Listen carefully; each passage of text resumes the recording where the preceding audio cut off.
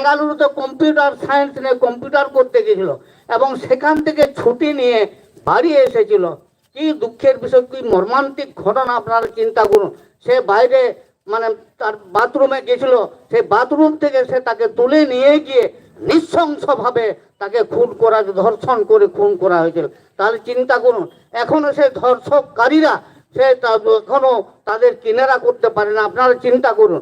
তাহলে এই যে অবস্থা চলছে এবং কার্য করার কথা তো মানে শুনলেই দেখলেই একটা কেমন হয়, ভয়, নিজেদের ভয় আতঙ্ক লাগছে যে কি নির্মমভাবে সে মেয়েটিকে, সে মাস্টার ডিগ্রি পোস্ট গ্রাজুয়েট করার পর কার্ডিওলজিস্ট বিভাগে সে ছিল, এমএস করার জন্য সে কার্ডিওলজি মানে হার্ট বিভাগে।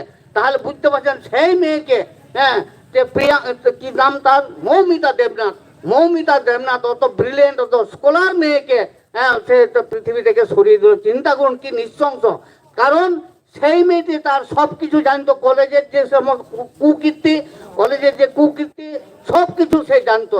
তাহলে চিন্তা করুন, সেই মেয়েকে নৃশংসভাবে র্যাপ করে নৃশংসভাবে খুন করা হয়েছে। কিন্তু এটা একার কাজ নয়, এর পিছনে হয়তো কম মানে 4-5 জন ছিল নিশ্চয়ই, কিন্তু সেটা এখন পুলিশ কিনারা করতে পারে না।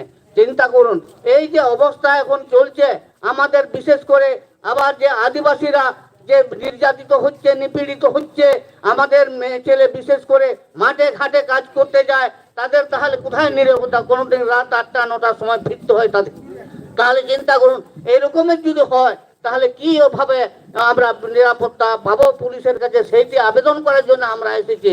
আপনারা দয়া করে এটা দেখুন অনুসন্ধান। এবং এই যে আমরা আজকে আমাদের এখানে যে আসা হয়েছে ভারত জাগার মাঝি পারগানা পহলের থেকে, আমি বাঁকুড়া জেলার জগপারানি ধরমদাস মান্ডি বলছি।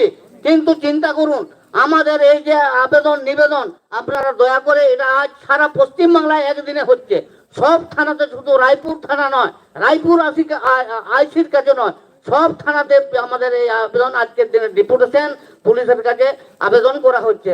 অতএব যে ওই প্রিয়াঙ্কা হাসদা যে নিরীহ মেয়ে ছেলেটি যে মারা পড়লো, তাদেরকে মারা হলো, সেটার জন্য কুলকিনারা করতে পারে না, খুব দুঃখের বিষয়। যাই হোক, এটা আমরা তদন্ত করার জন্য, তাদেরকে সত্তর অ্যারেস্ট করার জন্য আমরা এখানে আবেদন করতে এসেছি, নিবেদন করতে এসেছি। দয়া করে আপনারা দেখুন এবং এখান থেকে যে মেমোরেন্ডাম দেওয়া হচ্ছে সেইটা আপনারা পাঠান সত্তর, এবং সত্তর স্টেপ নেওয়ার জন্য আমাদের অনুরোধ জানানো হচ্ছে। এই কথা বলে এই ক্ষুদ্র বক্তব্যে আমি আমার কথা শেষ করছি। ওয়ান খান জোহার, সালাম কোগে Johar. We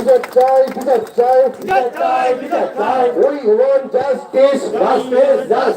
We want justice. মহিলাদের নিরাপত্তার দাবিতে এই আওয়াজ তুলবো। অনেক অনেক ধন্যবাদ মাননীয় ধরমদাস মান্ডি, জেলা জগপ্রাণীকে। এরপর আপনাদের সামনে বক্তব্য রাখবেন মাননীয় অনঙ্গ মোহন টুডু, সোনাগাড়া পীর পারগানা ভবন।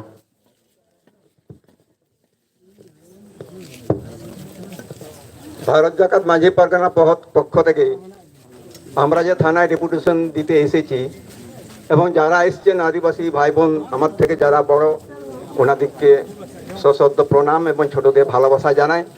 তার সাথেই এই রায়পুর এলাকার বা রায়পুর এই কাছাকাছিতে যারা শ্রদ্ধেয় গুরুজন ব্যক্তি বা থানার পুলিশ প্রশাসন, সবাইকেই ভারত জাকাত মাঝি পারগানা পক্ষ থেকে আমি ধন্যবাদ, নমস্কার জানাচ্ছি। আজকে আমাদের খারাপ লাগছে। খারাপটা কি, যে আমাদের নাকি স্বাধীনতাটা 78 বছর পূর্ণ হয়ে গেল এই বছর। কিন্তু স্বাধীনতা পূর্ণ হয়ে গেছে ঠিকই, কিন্তু আজকেও আমাদের যে সমস্যা, বিশেষ করে এই যে খুন ধর্ষণ, এটার জন্য আমাদেরকে আজকে থানার সামনে বিক্ষোভ প্রদর্শন করতে হচ্ছে। এবং খুব লজ্জার বিষয়, আমরা বুঝতে পারছি না প্রশাসনটা কোন জায়গায় চলে গেছে এবং কার নেতৃত্বে প্রশাসন চলছে, এটাও মাথায় ঢুকছে না। তার কারণ আপনারা এর আগে অনেক বক্তা বললেন, বিষয়গুলো তুলে ধরলেন আপনাদের সামনে। এই যে বর্ধমানের, পূর্ব বর্ধমান নানুর গ্রামের এই যে মেয়ে ছেলেটি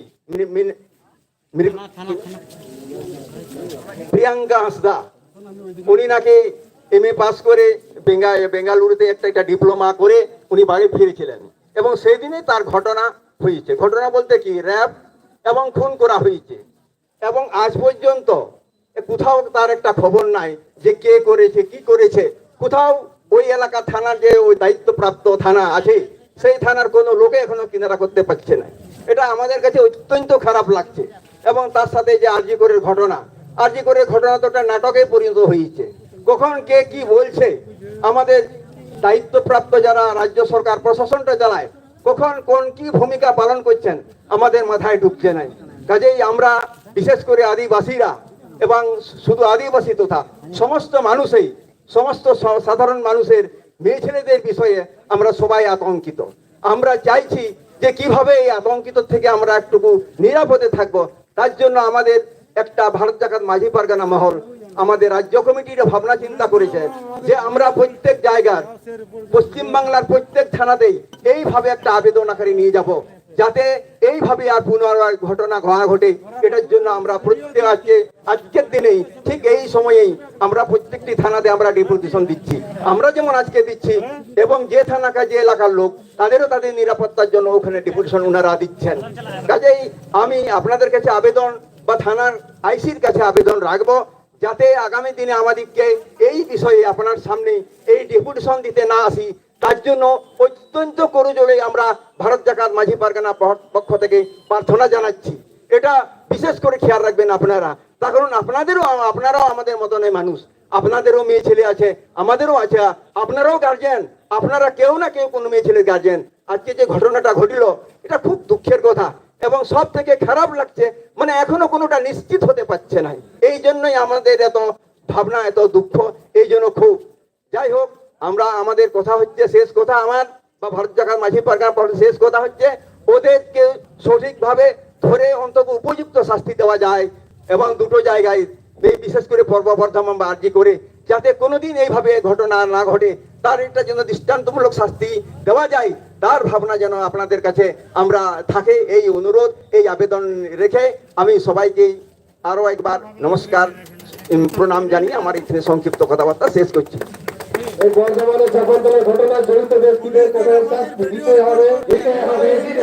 আরজিকরের ঘটনা জড়িত রাঘব বোয়ালদের কঠোর শাস্তি দিতে হবে।